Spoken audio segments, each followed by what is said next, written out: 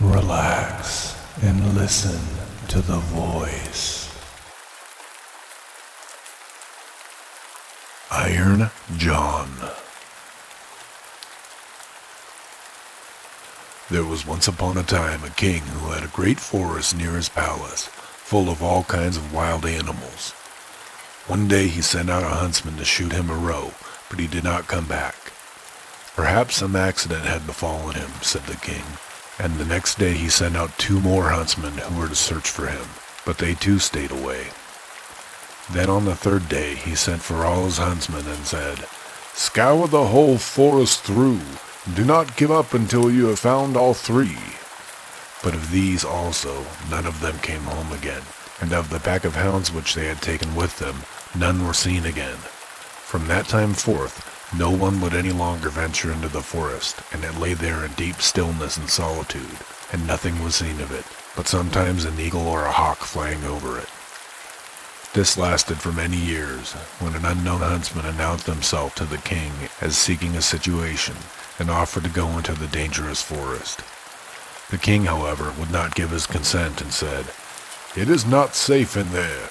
I fear it would fare with you no better than with the others, and you would never come out again." The huntsman replied, "Lord, I will venture it at my own risk. Of fear I know nothing." The huntsman therefore betook himself with his dog to the forest. It was not long before the dog fell in with some game on the way, and wanted to pursue it, but hardly had the dog run 2 steps when it stood before a deep pool, could go no further, and a naked arm stretched itself out of the water, seized it, and drew it under. When the huntsman saw that, he went back and fetched 3 men to come with buckets and bail out the water. When they could see the bottom, there lay a wild man whose body was brown like rusty iron, and whose hair hung over his face down to his knees. They bound him with cords and led him away to the castle. There was great astonishment over the wild man. The king, however, had him put in an iron cage in his courtyard, and forbade the door to be opened on pain of death, and the queen herself was to take the key into her keeping.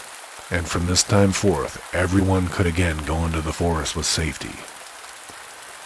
The king had a son of 8 years who was once playing in the courtyard, and while he was playing, his golden ball fell into the cage.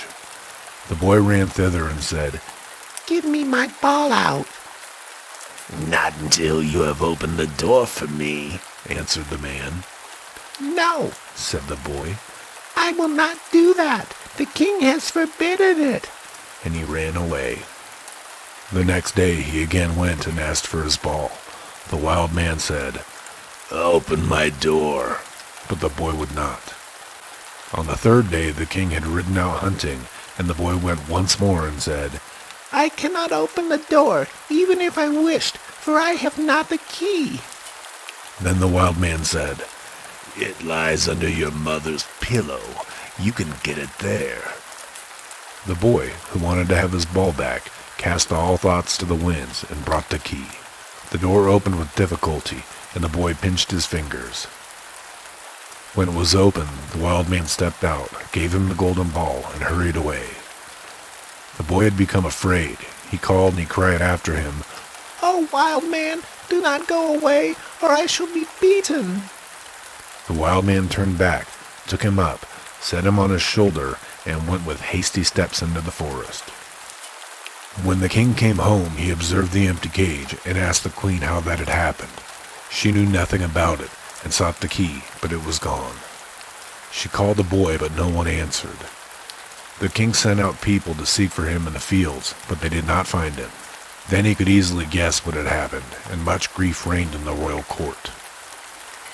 When the wild man had once more reached the dark forest, he took the boy down from his shoulder and said to him, "You will never see your father and mother again, but I will keep you with me, for you have set me free, and I have compassion on you. If you do all I bid you, you shall fare well. Of treasure and gold I have enough, and more than anyone in the world." He made a bed of moss for the boy, on which the boy slept, and the next morning the man took him to a well and said, "Behold, The gold well is as bright and clear as crystal. You shall sit beside it and take care that nothing falls into it, or it will become polluted. I will come every evening to see if you have obeyed my order." The boy placed himself by the brink of the well, and often saw a golden fish or a golden snake show itself therein, and he took care that nothing fell in. As he was thus sitting, his finger hurt him so violently that he involuntarily put it into the water. He drew it quickly out again, but saw that it was quite gilded, and whatsoever pains he took to wash off the gold again, all was to no purpose. In the evening, Iron Hans came back, looked at the boy, and said, "What has happened to the well?" Nothing, he answered, and he held his finger behind his back, that the man might not see it. But Golden Hans said, "You have dipped your finger into the water. This time it may pass, but take care you do not again let anything go in." By daybreak, the boy was already sitting by the well and watching it. His finger hurt him again, and he passed it over his head, and then unhappily a hair fell down into the well. He took it quickly out, but it was already quite gilded. Iron Hans came, and already knew what had happened. "You have let a hair fall into the well," said he. "I will allow you to watch by it once more, but if this happens for the third time, then the well is polluted, and you can no longer remain with me." On the third day, the boy sat by the well, and he did not stir his finger, however much it hurt him. The time was long to him, and he looked at the reflection of his face on the surface of the water. And as he still bent down more and more while he was doing so, and trying to look straight into his own eyes, his long hair fell down from his shoulders into the water. He raised himself up quickly, but the whole of the hair of his head was already golden and shone like the sun. You can imagine how terrified the poor boy was. He took his pocket handkerchief and tied it around his head in order that the man might not see it. When he came, he already knew everything and said, "Take the handkerchief off." Then the golden hair streamed forth, and let the boy excuse himself as he might, it was of no use. "You have not stood the trial, and can stay here no longer. Go forth into the world. There you will learn what poverty is. But as you have not a bad heart, and as I mean well by you, there is one thing I will grant you. If you fall into any difficulty, come to the forest and cry, 'Iron Hans,' and then I will come and help you. My power is great, greater than you think, and I have gold and silver in abundance." Then the king's son left the forest, and walked by beaten and unbeaten paths ever onward until at length he reached a great city. There he looked for work, but could find none, and he had learnt nothing by which he could help himself. At length he went to the palace and asked if they would take him in. The people about court did not at all know what use they could make of him, but they liked him, and they told him to stay. At length the cook took him into his service, and said he might carry wood and water, and rake the cinders together. Once when it so happened that no one else was at hand, the cook ordered him to carry the food to the royal table, but as he did not like to let his golden hair be seen, he kept his little cap on. Such a thing as that had never yet come under the king's notice, and he said, "When you come to the royal table, you must take your hat off." He answered, "Ah, Lord, I have a bad sore place on my head." Then the king had the cook called before him and scolded him, and asked how he could take such a boy as this into his service, and that he was to send him away at once. The cook, however, had pity on him, and exchanged him for a gardener's boy. And now the boy had to plant and water the garden, hoe and dig, and bear the wind in bad weather. Once in summertime, when he was working alone in the garden, the day was so warm he took his little cap off that the air might cool him. As the sun shone on his hair, it glittered and flashed so that the rays fell into the bedroom of the king's daughter, and up she sprang to see what that could be. Then she saw the boy and cried to him, "Boy, bring me a wreath of flowers." He put his cap on with all haste, and gathered wild field flowers and bound them together. When he was ascending the stairs with them, the gardener met him and said, "How can you take the king's daughter a garland of such common flowers? Go quickly and get another, and seek out the prettiest and rarest." "Oh no," replied the boy. "the wild ones have more scent, and they will please her better." When he got into the room, the king's daughter said, "Take your cap off. It is not seemly to keep it on in my presence." He again said, "I may not. I have a sore head." She, however, caught at his cap and pulled it off, and then his golden hair rolled down on his shoulders, and it was splendid to behold. He wanted to run out, but she held him by the arm and gave him a handful of ducats. With these he departed, but he cared nothing for the gold pieces. He took them to the gardener and said, "I present them to your children. They can play with them." The following day the king's daughter again called to him that he was to bring her a wreath of field flowers, and when he went in with it, she instantly snatched at his cap and wanted to take it away from him, but he held it fast with both hands. She again gave him a handful of ducats, but he would not keep them, and gave them to the gardener for playthings for his children. On the third day, things went just the same. She could not get his cap away from him, and he would not have her money. Not long afterwards, the country was overrun by war. The king gathered his people, and he did not know whether or not he could offer any opposition to the enemy, who was superior in strength and had a mighty army. Then said the gardener's boy, "I am grown up, and I will go to the wars also. Only give me a horse." The others laughed and said, "Seek one for yourself when we are gone. We will leave one behind us in the stable for you." When they had gone forth, he went into the stable and led the horse out. It was lame of one foot and limped hobblety-jig, hobblety-jig. Nevertheless, he mounted it and rode away into the dark forest. When he came to the outskirts, he called, "Iron Hans!" 3 times so loudly that it echoed through the trees. Thereupon the wild man appeared immediately and said, "What do you desire?" "I want a strong steed, for I'm going to the wars." "Well, that you shall have, and still more than you ask for." Then the wild man went back into the forest, and it was not long before a stable boy came out of it, who led a horse that snorted with its nostrils and could hardly be restrained, and behind them followed a great troop of warriors entirely equipped in iron, and their swords flashed in the sun. The youth made over his 3-legged horse to the stable boy, mounted the other horse, and rode at the head of the soldiers.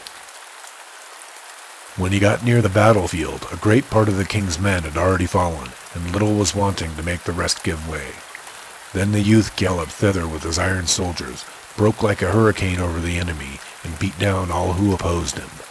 They began to flee, but the youth pursued, and never stopped until there was not a single man left.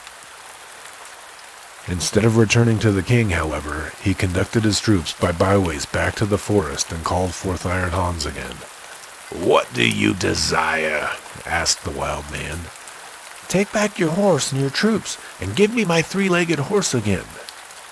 All that he asked was done, and soon he was riding on his 3-legged horse.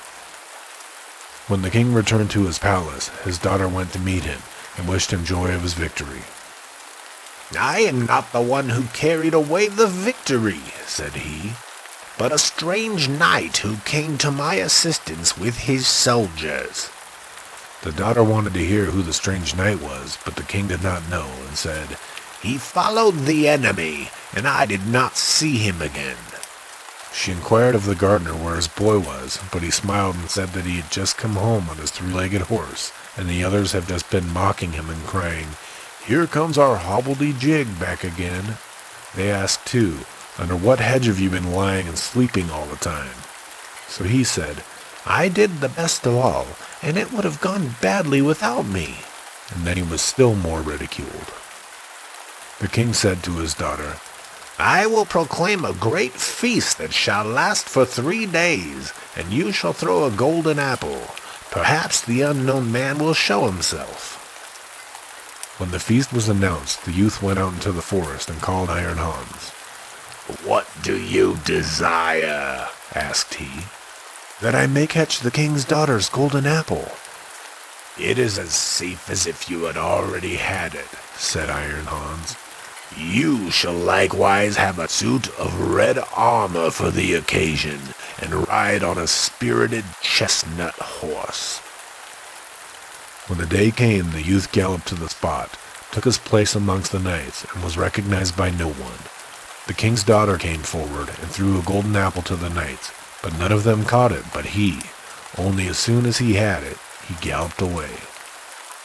On the second day, Iron Hans equipped him as a white knight and gave him a white horse. Again, he was the only one who caught the apple, and he did not linger an instant, but galloped off with it.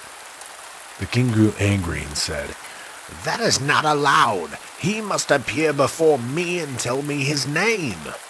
He gave the order that if the knight who caught the apple should go away again, they should pursue him, and if he would not come back willingly, they were to cut him down and stab him. On the third day, he received from Iron Hans a suit of black armor and a black horse, and again he caught the apple. But when he was riding off with it, the king's attendants pursued him, and one of them got so near him that he wounded the youth's leg with the point of his sword. The youth nevertheless escaped from them, but his horse leapt so violently that the helmet fell from the youth's head, and they could see that he had golden hair. They rode back and announced this to the king. The following day, the king's daughter asked the gardener about his boy. The gardener explained that the boy was at work in the garden. He said that he had been at the festival too, and he had only came home yesterday evening, but strangely enough, he had come home and shown his children 3 golden apples which he had won at the festival. The king had him summoned into his presence, and he came and again had his little cap on his head. But the king's daughter went up to him and took it off, and then his golden hair fell down over his shoulders, and he was so handsome that all were amazed. "Are you the knight who came every day to the festival, always in different colors, and who caught the 3 golden apples?" asked the king. "Yes," answered he, "and here the apples are," and he took them out of his pocket and returned them to the king. "If you desire further proof, you may see the wound which your people gave me when they followed me, but I am likewise the knight who helped you to your victory over your enemies." "If you can perform such deeds as that, you are no gardener's boy. Tell me, who is your father?" "My father is a mighty king, and gold have I in plenty as great as I require." "I well see," said the king, "that I owe thanks to you. Can I do anything to please you?" "Yes," answered he, "that indeed you can. Give me your daughter to wife." The maiden laughed and said, "He does not stand much on ceremony, but I have already seen by his golden hair that he was no gardener's boy." And then she went and kissed him. His father and mother came to the wedding, and were in great delight, for they had given up all hope of ever seeing their dear son again. And as they were sitting at the marriage feast, the music suddenly stopped, the doors opened, and a stately king came in with a great retinue. He went up to the youth, embraced him, and said, "I am Iron Hans, and was by enchantment a wild man, but you have set me free. All of the treasure which I possess shall now be your property."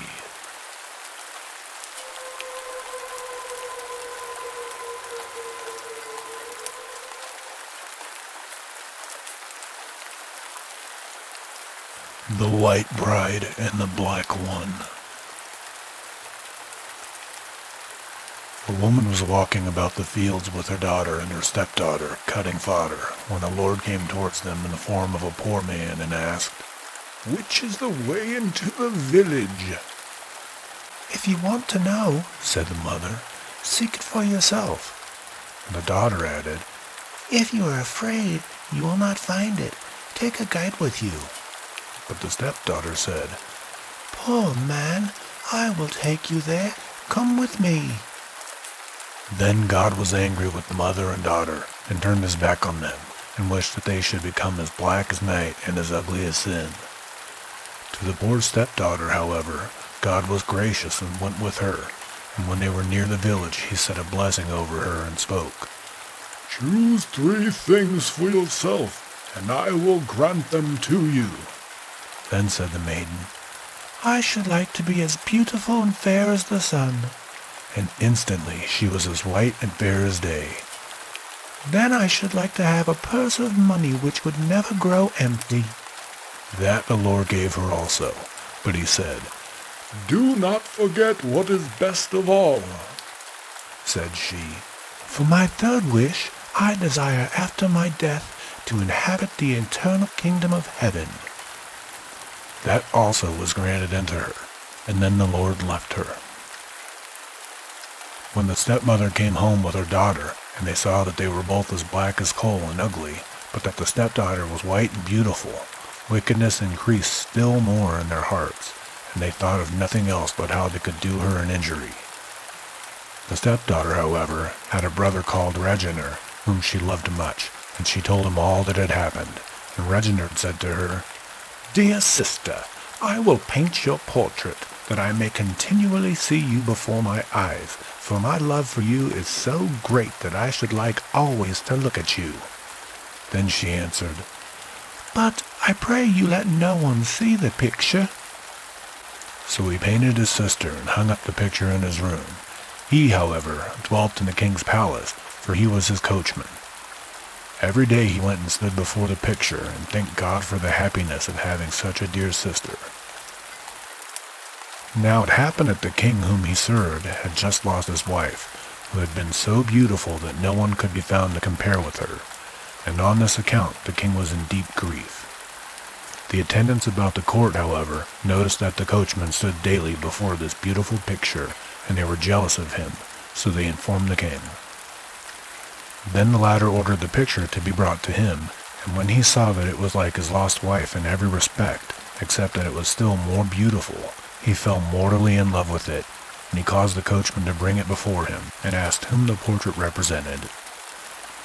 The coachman said it was his sister, so the king resolved to take no one but her as his wife, and gave him a carriage and horses, and splendid garments of cloth of gold, and sent him forth to fetch his chosen bride. When Reginer came on this errand, his sister was glad, but the black maiden was jealous of her good fortune, and grew angry above all measure, and said to her mother, "Of what use are all your arts to us now, when you cannot procure such a piece of luck for me?" "Be quiet," said the old woman. "I will soon divert it to you." And by her arts of witchcraft, she so troubled the eyes of the coachman that he was half blind, and she stopped the ears of the white maiden so that she was half deaf. Then they got into the carriage, first the bride in her noble royal apparel, then the stepmother with her daughter, and Reginer sat on a box to drive. When they had been on the way for some time, the coachman cried, "Cover thee well, my sister dear, that the rain may not wet thee, that the wind may not load thee with dust, that thou may be fair and beautiful when thou appearest before the king." The bride asked, "What is my dear brother saying?" "Ah," said the old woman, "he says that you ought to take off your golden dress and give it to your sister." Then she took it off and put it on the black maiden, who gave her in exchange for it a shabby gray gown.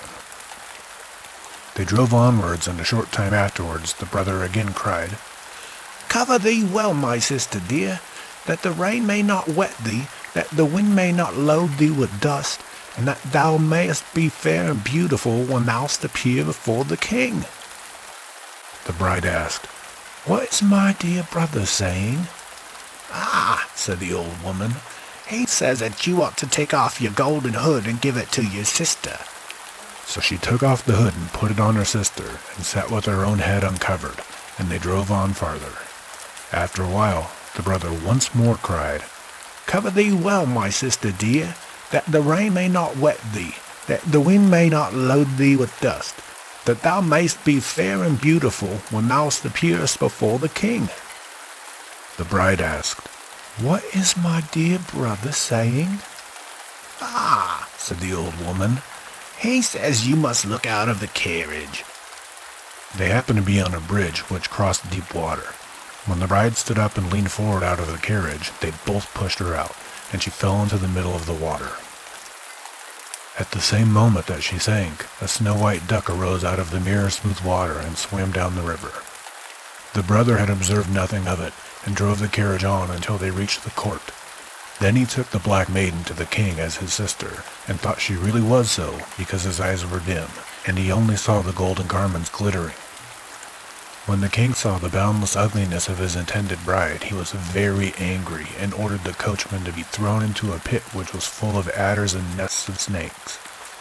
The old witch, however, knew so well how to flatter the king to deceive his eyes by her arts, that he kept her and her daughter until she appeared quite endurable to him, and he really married her. One evening when the black bride was sitting on the king's knee, a white duck came swimming up the gutter to the kitchen and said to the kitchen boy, "Boy, light a fire that I may warm my feathers." The kitchen boy did it, and lighted a fire on the hearth. Then came the duck and sat down by it, and shook herself and smoothed her feathers to rights with her bill. While she was thus sitting and enjoying herself, she asked, "What is my brother Reginald doing?" The scullery boy replied, "He is imprisoned in the pit with adders and with snakes." Then she asked, "What is the black witch doing in the house?" The boy answered, "She is loved by the king and happy." "May God have mercy on him," said the duck, and swam forth by the gutter. The next night she came again and put the same questions, and the third night also. Then the kitchen boy could bear it no longer, and went to the king and revealed all to him. The king, however, wanted to see it for himself, and next evening went thither, and when the duck thrust her head in through the gutter, he took his sword and cut through her neck, and suddenly she changed into a most beautiful maiden, exactly like the picture which her brother had made of her. The king was full of joy, and as she stood there quite wet, he caused splendid apparel to be brought and had her clothed in it. Then she told how she had been betrayed by cunning and falsehood, and at last thrown down into the water, and her first request was that her brother should be brought forth from the pit of snakes. And when the king had fulfilled this request, he went into the chamber where the old witch was, and asked if she knew the punishment for one who does this and that, and related what had happened. Then the beautiful maiden, she was so blinded that she was aware of nothing, and said, "She deserves to be stripped naked and put into a barrel with nails, and that a horse should be harnessed to the barrel, and that horse sent all over the world." All of which was done to her, and to her black daughter. The king married the white and beautiful bride, and rewarded her faithful brother, and made him a rich and distinguished man.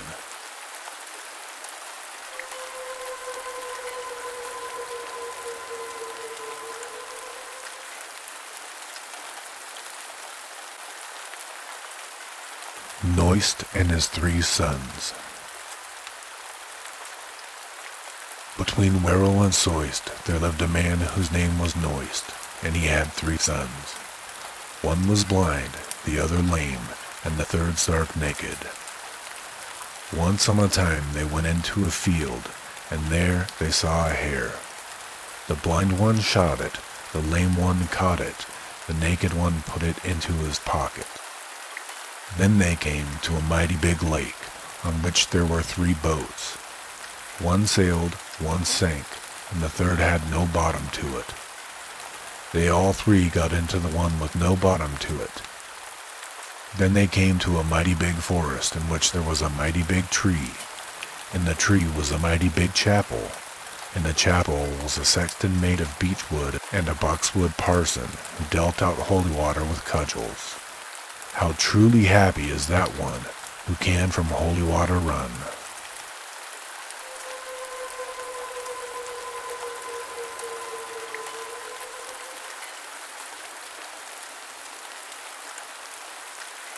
The Maid of Brakel.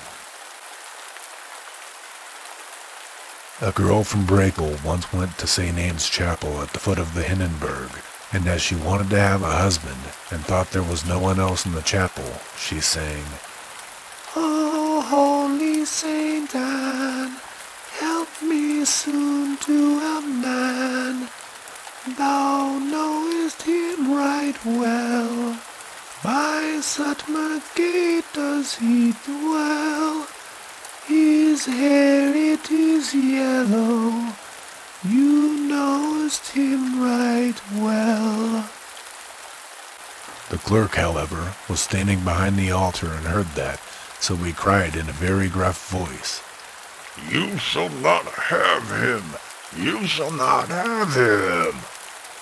The maiden thought that the child Mary, who stood by her mother Anne, had called out that to her, and was angry and cried, "Fiddle-dee-dee, conceited thing!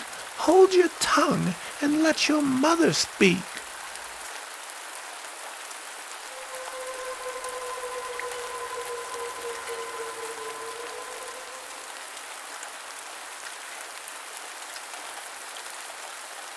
Domestic servants. Whither do you go? To Walpi. I to Walpi, you to Walpi. So, together we'll go. Have you a man? What is his name? Cham. My man Cham. Your man Cham. I to Walpi, you to Walpi. So, together we'll go. Have you a child? How is he styled? Wild. My child Wild. Your child Wild. My man Cham. Your man Cham. I to Walpi, you to Walpi. So, together we'll go. Have you a cradle? How do you call your cradle? Hippodadle. My cradle Hippodadle. Your cradle Hippodadle. My child Wild. Your child Wild. My man Cham. Your man Cham. I to Walpi. You to Walpi. So, together we'll go. Have you also a drudge? What name has your drudge? From work do not budge. My drudge from work do not budge. Your drudge from work do not budge. My cradle Hippodadle. Your cradle Hippodadle. My child Wild. Your child Wild. My man Cham. Your man Cham. I to Walpi. You to Walpi. So, together we'll go.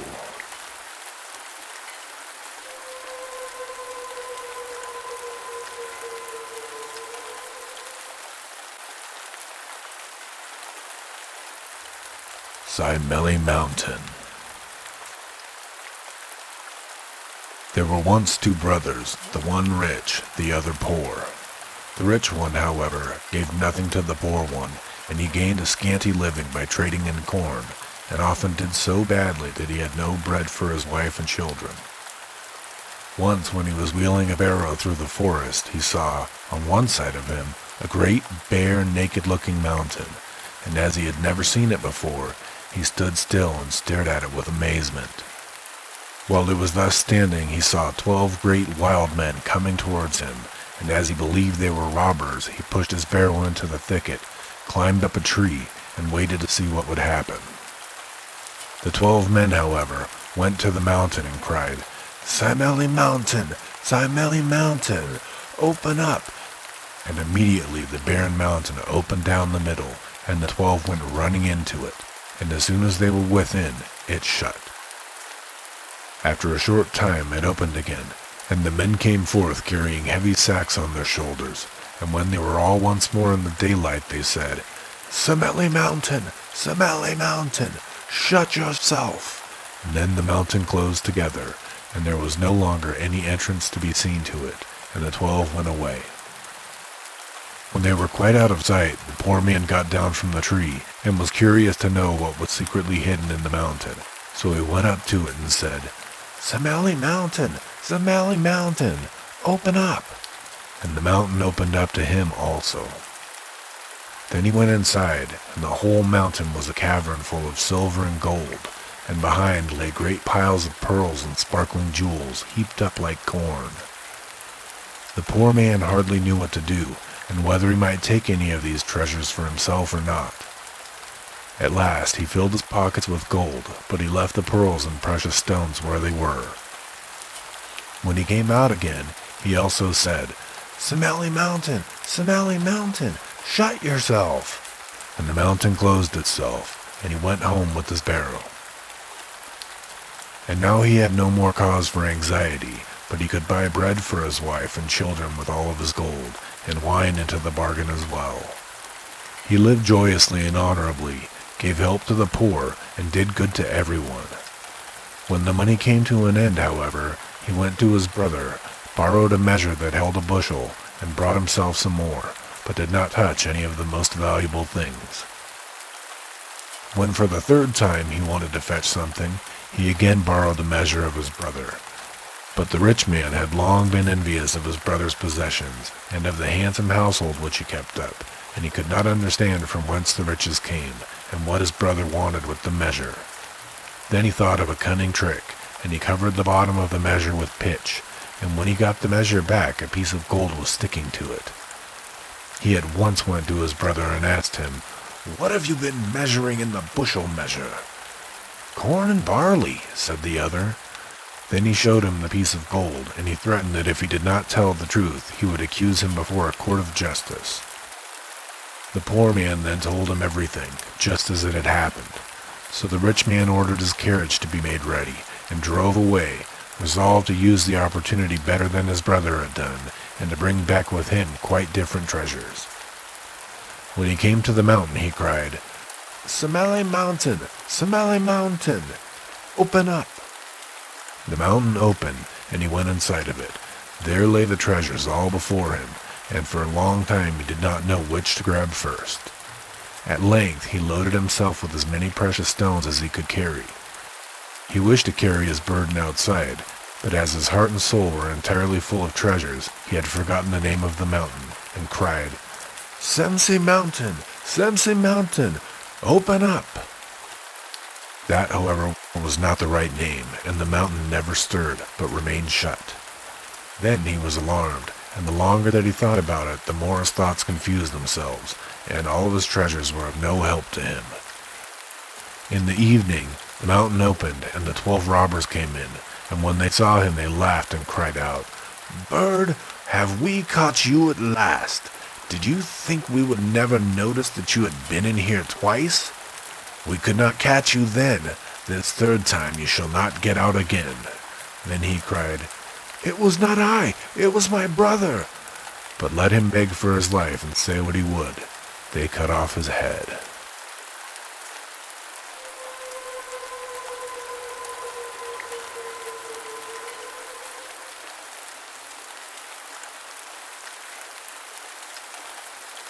The Three Black Princesses.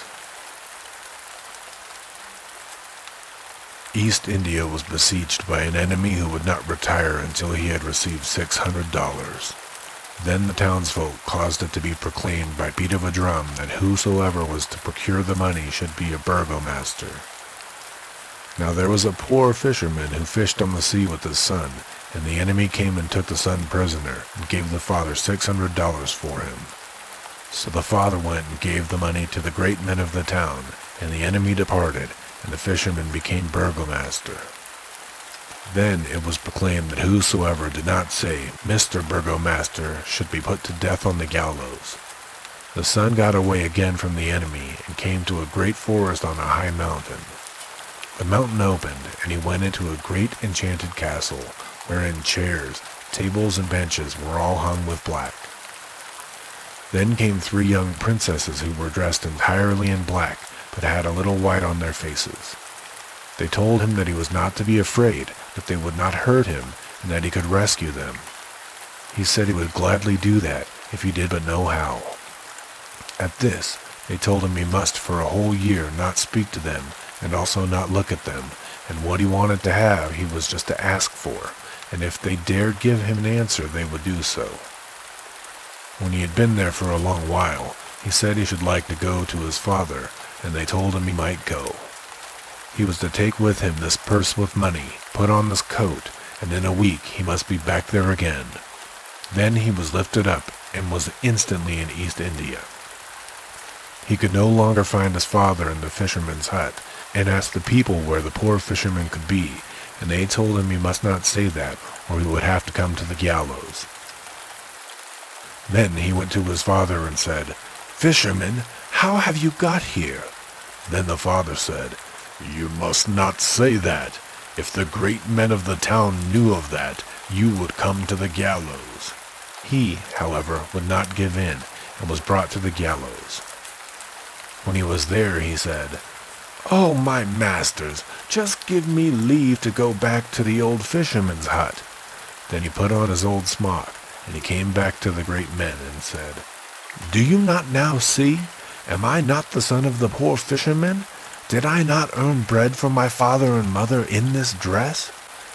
Hereupon his father knew him again, and begged his pardon, and took him home with him, and then he related all that had happened to him, and how he had gotten into a forest on a high mountain, and the mountain had opened up, and he had gone into an enchanted castle, where all was black, and 3 young princesses had come to him who were black except for a little white on their faces, and they had told him not to fear, and that he could rescue them.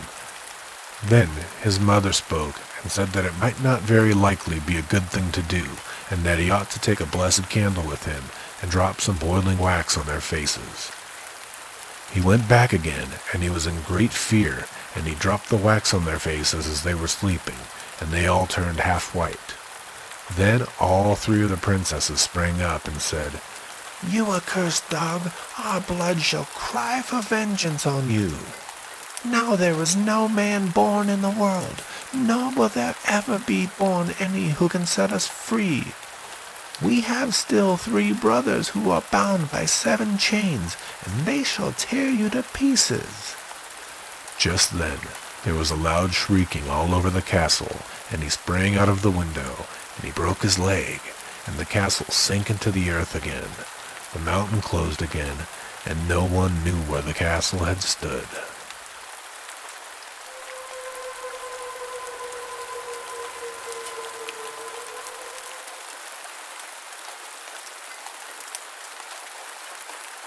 The Lambkin and the Little Fish. There were once a little brother and a little sister who loved each other with all their hearts. Their own mother, however, was dead, and they had a stepmother who was not kind to them, and secretly did everything she could to hurt them. It so happened that the 2 were playing with other children in the meadow before the house, and there was a pond in the meadow which came up to one side of the house. The children ran about it and caught each other and played at counting out. "Inky Binky, let me live, and I to you my bird will give. The little bird its straw shall seek, the straw I'll give to the cow to eat. The pretty cow shall give me milk, the milk I'll take to the baker's take. The baker he shall bake a cake, the cake I'll give unto the cat shall catch some mice for that. The mice I'll hang up in the smoke, and then you'll see the snow." They stood in a circle while they played this, and the one to whom the word snow fell had to run away, and all the others ran after him and tried to catch him. As they were running about so merrily, the stepmother watched them from the window and grew angry. And as she understood arts of witchcraft, she bewitched them both, and changed the little brother into a fish, and the little sister into a lamb. Then the fish swam here and there about the pond, and was very sad, and the lambkin walked up and down the meadows, and was miserable, and could not eat or touch one blade of grass. Thus passed a long time, and then strangers came as visitors to the castle. The false stepmother thought, "This is a good opportunity," and called the cook and said to him, "Go and fetch the lamb from the meadow and kill it. We have nothing else for the visitors." And then the cook went away and got the lamb, and he took it into the kitchen and tied its feet, and all this it bore patiently. When he had drawn out his knife and was whetting it on the doorstep to kill the lamb, he noticed a little fish swimming backwards and forwards in the water in front of the gutter stone and looking up at him. This, however, was the brother, for when the fish saw the cook take the lamb away, it followed them and swam along the pond to the house, and then the lamb cried down to it, "Ah, brother, in the pond so deep, how sad is my poor heart. The cook he whets the knife to take away my life." The little fish answered, "Ah, sister, up on high, how sad is my poor heart, while in this pond I lie." When the cook heard that the lambkin could speak and said such sad words to the fish down below, he was terrified and thought this could be no common lamb, but must be bewitched by the wicked woman in the house. Then said he, "Be easy, I will not kill you." And he took another sheep and made it ready for the guests, and conveyed the lambkin to a good peasant woman, to whom he related all that he had seen and heard. The peasant, however, was the very woman who had been foster mother to the little sister, and she suspected at once who the lamb was, and went with it to a wise woman.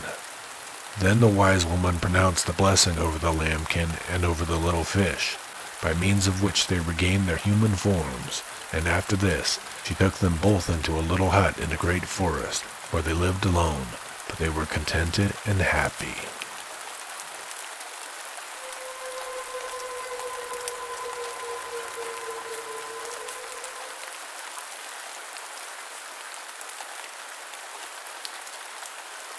Going a-traveling. There was once a poor woman who had a son, who much wished to travel, but his mother said, "How can you travel? We have no money at all for you to take away with you." Then said the son, "I will manage very well for myself. I will always say, not much, not much, not much."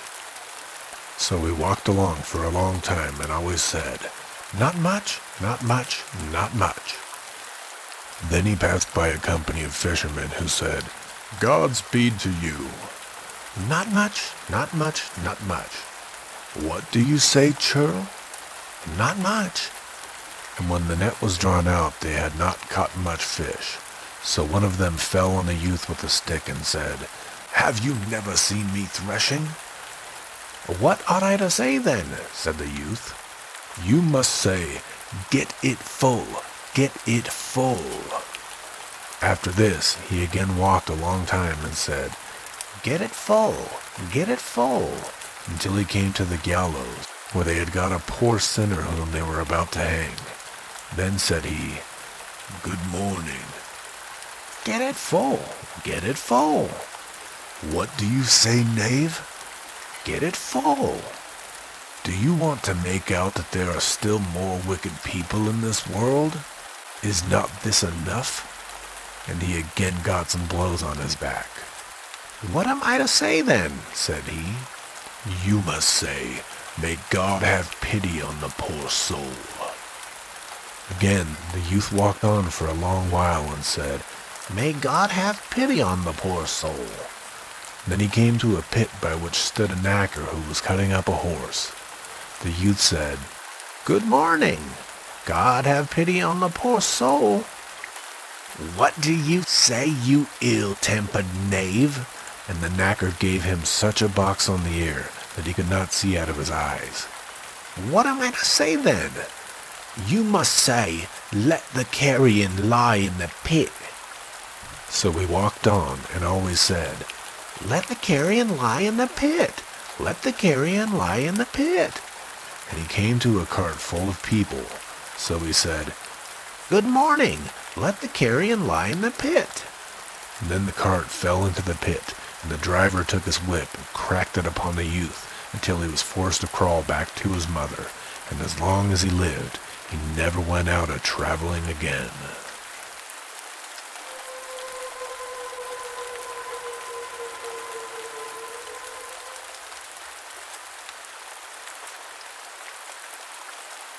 The Donkey. Once upon a time there lived a king and a queen who were rich and had everything they wanted, but no children. The queen lamented over this day and night and said, "I am like a field on which nothing grows." At last God gave her her wish, but when the child came into the world, it did not look like a human child, but was a little donkey. When the mother saw that, her lamentations and outcries began in real earnest. She said she would far rather have no child at all than have a donkey, and that they were to throw it into the water that the fishes might devour it. But the king said, "No, since God has sent him, he shall be my son and heir, and after my death he shall sit on the royal throne and wear the kingly crown."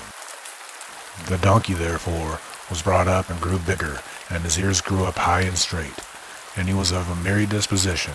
He jumped about, played, and took a special pleasure in music, so that he went to a celebrated musician and said, "Teach me your art, that I may play the lute as well as you do." "Oh, dear little master," answered the musician, "that would come very hard for you. Your fingers are not quite suited to it, and far too big. I'm afraid the strings would not last. But no excuses were of any use. The donkey was determined to play the lute, and since he was persevering and industrious, he at last learned to do it as well as the master himself. The young lordling once went out walking full of thought and came to a well. He looked into it, and in the mere clear water he saw his donkey's form. He was so distressed about it that he went out into the wide world and only took with him one faithful companion. They traveled up and down, and at last they came into a kingdom where an old king reigned who had a single but wonderfully beautiful daughter. The donkey said, "Here we will stay." He knocked at the gate and cried, "A guest is without. Open that he may enter." When the gate was not open, he sat down, took his lute, and played it in the most delightful manner with his 2 forefeet. It was then that the doorkeeper opened his eyes and gaped, and ran into the king and said, "Outside by the gate sits a young donkey which plays the lute as well as an experienced master." "Then let the musician come to me," said the king. But when the donkey came in, everyone began to laugh at the lute player. And when the donkey was asked to sit down and eat with the servants, he was unwilling and said, "I am no common stable ass. I'm a noble one." The crowd ascertained that if that was what he was, he should seat himself with the soldiers. "No," said he, "I will sit by the king." The king smiled and said good-humoredly, "Yes, it shall be as you will, little ass. Come here to me." And then he asked, "Little ass, how does my daughter please you?" The donkey turned his head towards her, looked at her, nodded, and said, "I like her above measure. I've never yet seen anyone so beautiful as she is." "Well then, you shall sit next to her too," said the king. "That is exactly what I wish," said the donkey, and he placed himself by her side, ate and drank, and knew how to behave himself daintily and cleanly. When the noble beast had stayed a long time at the king's court, he thought, "What good does this all do to me? I shall still have to go home again." He let his head hang sadly, and went to the king and asked for his dismissal. But the king had grown very fond of him and said, "Little ass, what ails you? You look as sour as a jug of vinegar. I will give you what you want. Do you want gold?" "No," said the donkey, and he shook his head. "Do you want jewels and rich dress?" "No." "Do you wish for half of my kingdom?" "Indeed, no." Then said the king, "If I only did but know what would make you content. Will you have my pretty daughter to wife?" "Oh yes, said the ass. "I should indeed like her." And all at once he became quite merry and full of happiness, for that was exactly what he was wishing for. So a great and splendid wedding was held. In the evening, when the bride and bridegroom were led into their bedroom, the king wanted to know if the ass would behave well, and ordered a servant to hide himself there. When they were both within, the bridegroom bolted the door, looked around, and as he believed that they were quite alone, he suddenly threw off his ass's skin, and he stood there in the form of a handsome royal youth. "Now," said he, "you see who I am, and see also that I am not unworthy of you." Then the bride was glad, and she kissed him and loved him dearly. When morning came, he jumped up, put his animal skin on again, and no one could have guessed what kind of form was hidden beneath it. Soon came the old king. "Ah," cried he, "so the little ass is already up. But surely you are sad," said he to his daughter, "that you have not got a proper man for your husband." "Oh no, dear father. I love him as well as if he were the handsomest in the world, and I will keep him as long as I live." The king was surprised, but the servant who had concealed himself came and revealed everything to him. The king said that simply could not be true. "Then watch yourself the next night, and you will see it with your own eyes. And hark you, Lord King, if you were to take his skin away and throw it in the fire, he would be forced to show himself in his true shape." "Your advice is good," said the king, and at night, when they were asleep, he stole in, and when he got to the bed he saw by the light of the moon a noble-looking youth lying there, and the skin lay stretched on the ground. The king took the skin away, and he had a great fire lighted outside. He threw the skin into it, and he remained by it himself until it was all burnt to ashes. But since he was anxious to know how the robbed man would behave himself, he stayed awake the whole night and watched. When the youth had slept his fill, he got up by the first light of morning and wanted to put on the ass's skin, but it was not to be found.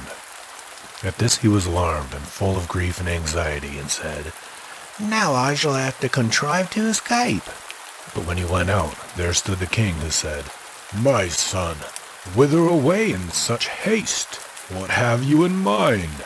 Stay here. You're such a handsome man. You shall not go away from me. I will now give you half of my kingdom, and after my death you shall have the whole of it. "Then I hope what begins so well may end well, and I will stay with you," said the youth.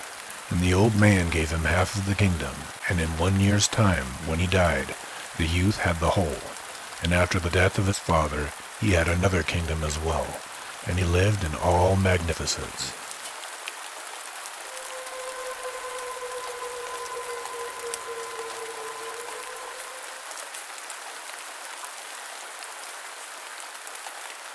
The Ungrateful Son.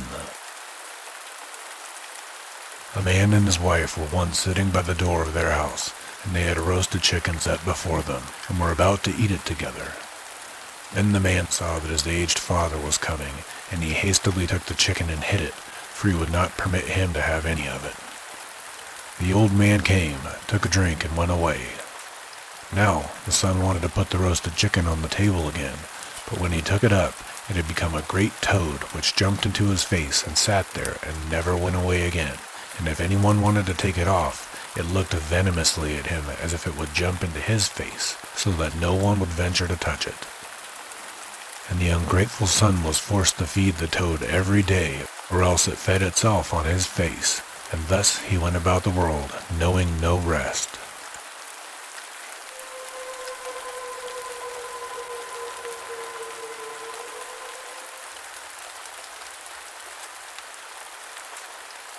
The Turnip.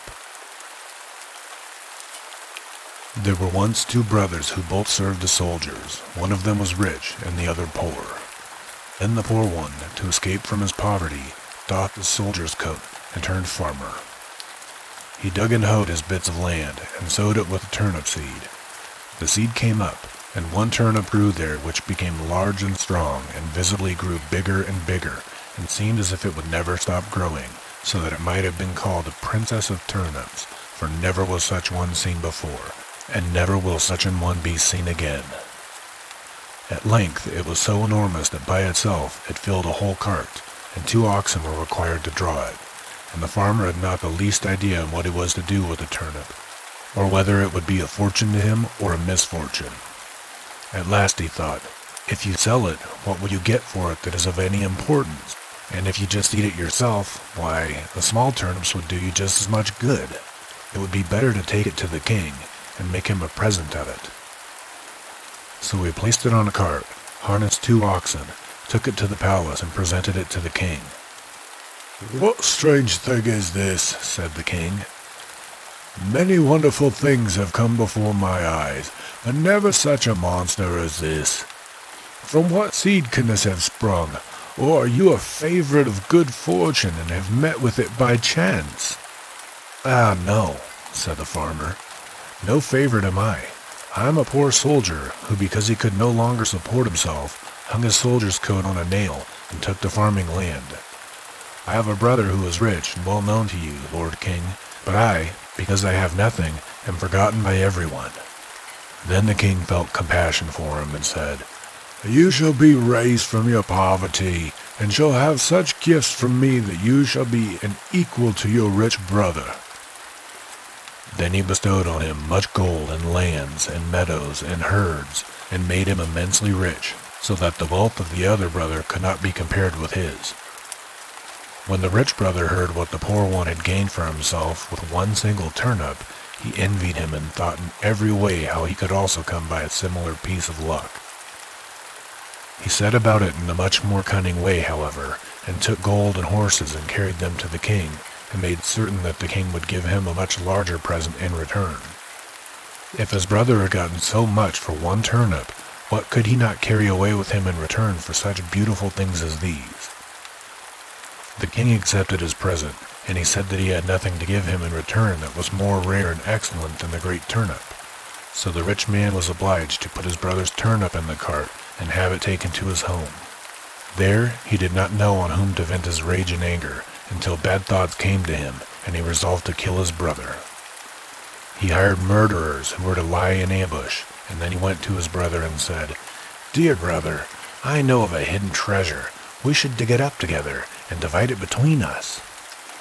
The other agreed to this, and accompanied him without suspicion. While they were on their way, the murderers fell on them, bound him, and would have hanged him to a tree. But just as they were doing this, loud singing and the sound of a horse's feet were heard in the distance. On this their hearts were filled with terror, and they pushed their prisoner hastily into the sack, hung it on a branch, and took off to fight. He, however, worked up there until he had made a hole in the sack through which he could put his head. The man who was coming by was no other than a traveling student, a young fellow who rode on his way through the wood joyously singing his song. When he who was aloft saw that someone was passing below him, he cried, "Good day! You've come at a lucky moment."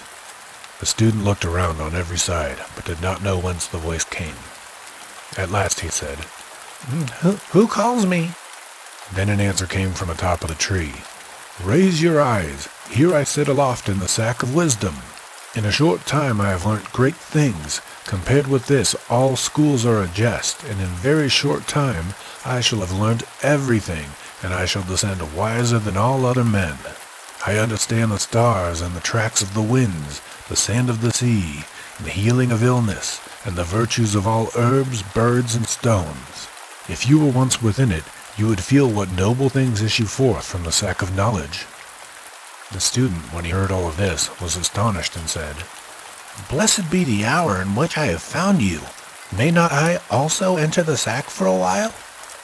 He who was above replied as if unwilling, "For a short time I will let you go into it, if you reward me and give me good words, but you must wait an hour longer, for one thing remains which I must learn before I do it." When the student had waited a while, he became impatient, and he begged to be allowed to get in at once. His thirst for knowledge was so very great. So he who was above pretended at last to yield and said, "In order that I may come forth from the house of knowledge, you must let it down by the rope, and then you shall enter it." So the student let the sack down, untied it, and set him free, and then he cried, "Now, draw me up at once," and was about to get into the sack. "Halt," said the other. "That won't do." And he took him by the head and put him upside down into the sack, fastened it, and drew the disciple of wisdom up the tree by the rope. Then he swung him in the air and said, "How goes it with you, my dear fellow? Behold, already you feel wisdom coming, and you are gaining valuable experience. Keep perfectly quiet until you become wiser." Thereupon he mounted the student's horse and he rode away, but in an hour's time he sent someone to let the student out again.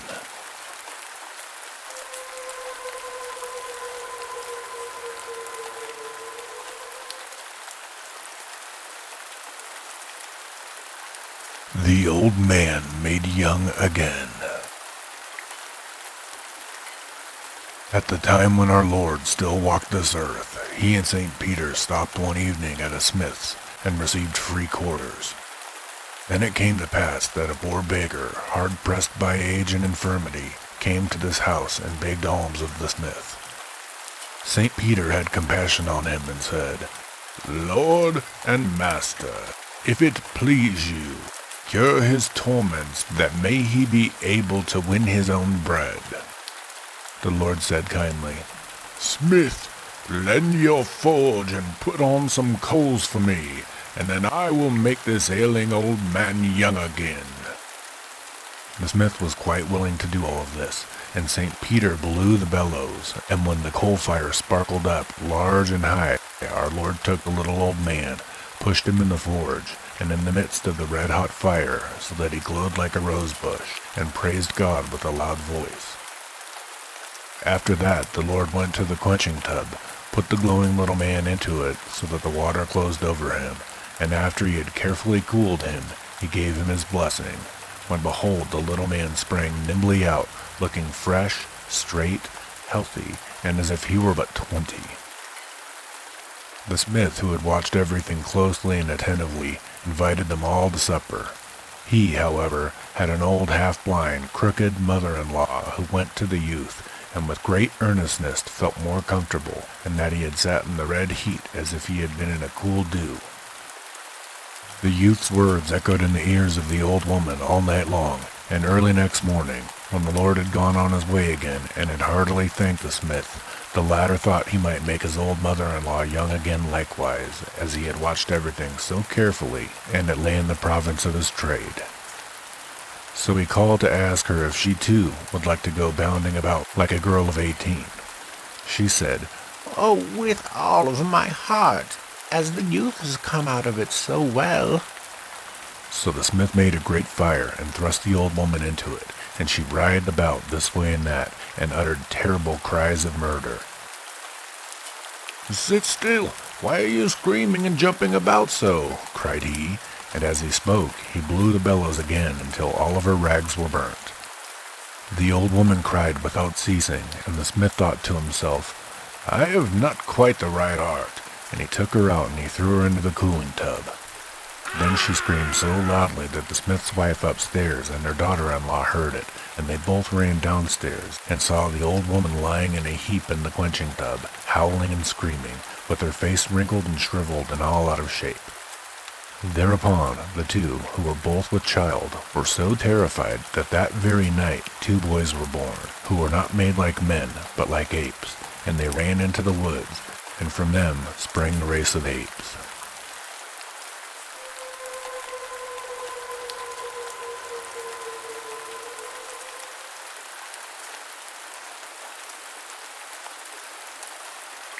The Three Sluggards.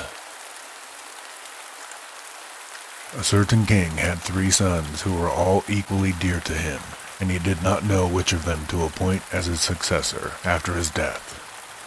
When the time came when he was about to die, he summoned them to his bedside and said, "Dear children, I have been thinking of something which I will declare unto you. Whichever of you is the laziest shall have the kingdom." The eldest said, "Well then, father, the kingdom is mine, for I am so idle that if I lie down to rest, and a drop falls in my eye, I will not open it that I may sleep." The second said, "Father, the kingdom belongs to me, for I am so idle that when I am sitting by the fire warming myself, I would rather let my heel be burnt off than draw back my leg." The third said, "Father, the kingdom is mine, for I am so idle that if I were going to be hanged, and had already had the rope tied around my neck, and anyone put a sharp knife into my hand with which I might cut the rope, I would rather let myself be hanged than raise my hand to the rope." When the father heard that, he said, "You have carried it the farthest, and you shall be king."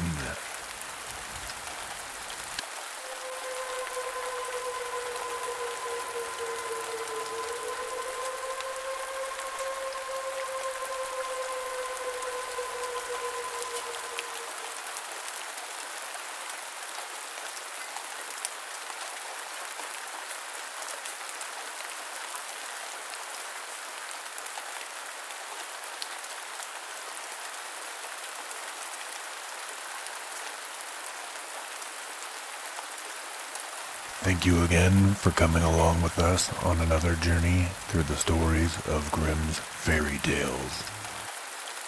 Please don't forget to like and subscribe and share this with your friends. Help us to grow the channel. Until we meet again, sweet dreams.